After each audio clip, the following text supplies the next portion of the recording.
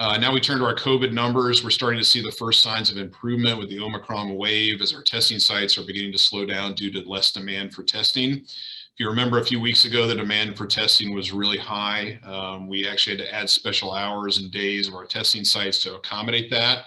And at times we were seeing up to 800 individuals a day for testing at a single location. Today, our testing volumes have dropped by approximately 2/3 over what they were 2 weeks ago.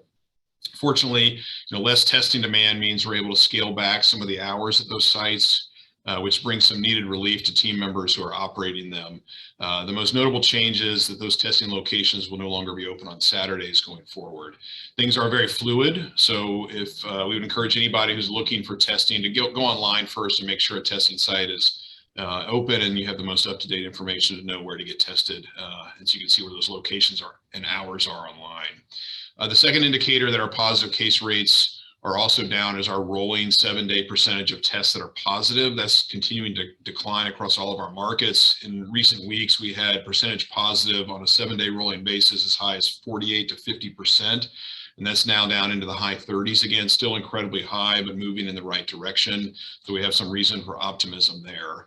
Our hospital census is slowly decreasing in terms of the number of COVID patients. We're still caring for roughly 700 patients across Novant Health that were admitted for active COVID or recovering from its complications. That's still a large number, but going down.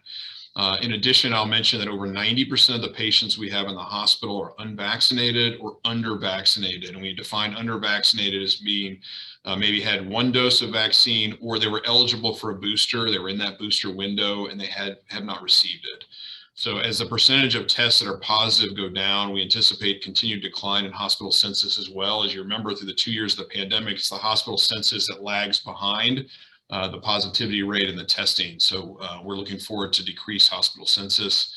That coupled with hopefully the increased availability of outpatient therapies for COVID, including Paxlovid and Molnupiravir, hopefully all that's going to mean an improving COVID outlook over the next few weeks to months, which obviously our teams would really welcome.